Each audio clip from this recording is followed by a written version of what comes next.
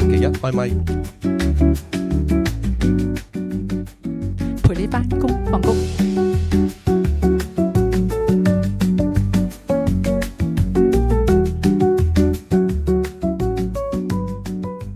星期一開咪，同你講聲早安，Dion。唔知你係朝頭早聽定係夜晚聽咧？如果講夜晚聽，要同你講聲早唞。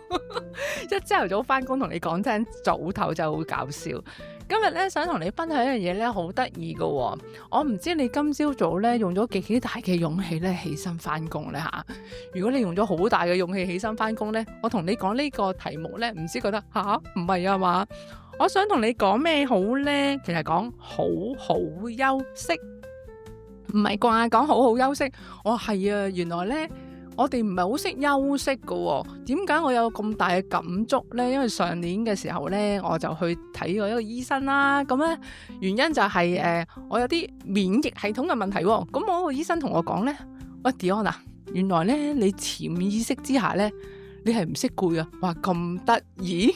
咁我又原來關我個副交感神經事喎。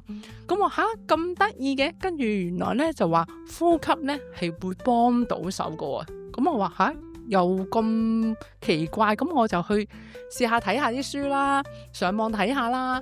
咁我發覺原來咧我真係唔係好識休息㗎喎。咁我又見到一本書，咁我就想今日同大家分享下啦。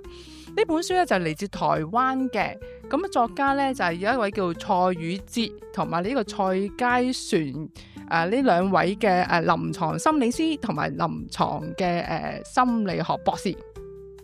咁佢咧，比喻係咩咧？原來咧，我哋嘅休息咧係分咗3種嘅，就唔係話淨係瞓覺先叫休息嘅。咁佢就講咧，就有3種，一種咧就叫微休息，微休息咧就5至10分鐘。第二種休息咧就係20分鐘至30分鐘啦。咁第3種休息咧就係瞓覺啦。咁我哋都知道啦，最好係瞓8個鐘啊嘛，係咪？咩叫微休息咧？咁而家我都成日都做嘅喎。5至10分鐘就係，譬如起身嘅時候咧，我哋就係飲杯水啦，或者係有朋友仔有習慣飲杯咖啡咁樣嘅。咁其實呢個微休息咧，就比喻為乜嘢咧？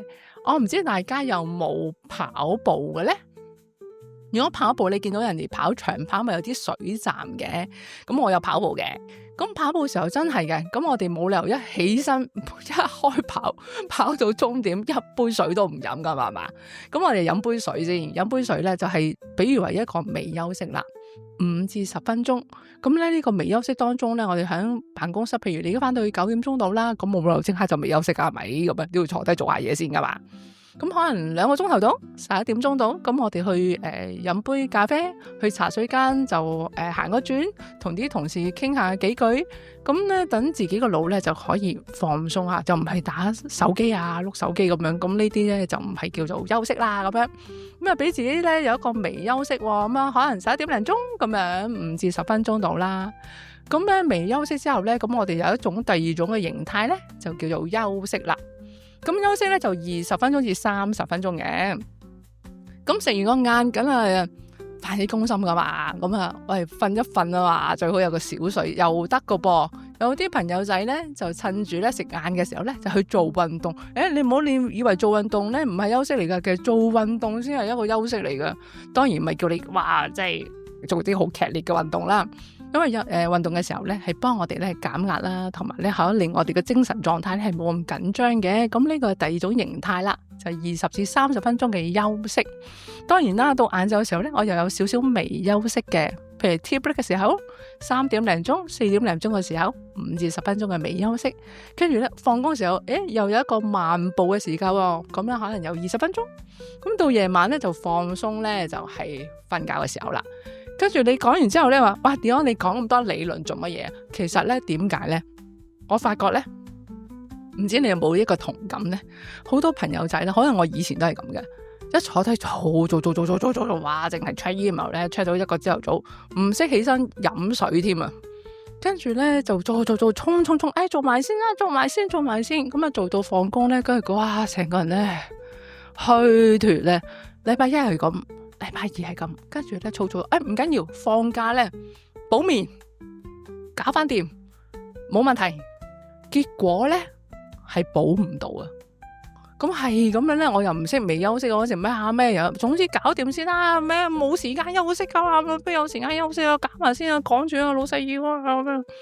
咁我發覺呢個咧，哇，真係唔係好襟咬嘅，因為休息真係行更長嘅路啊嘛。頭腦知嘅，但係我哋原來咧呢個微休息咧係一個習慣嚟嘅，所以咧我哋香港人咧好拼搏噶嘛，成日話咁啊，唔好嘥時間休息啊，做埋先。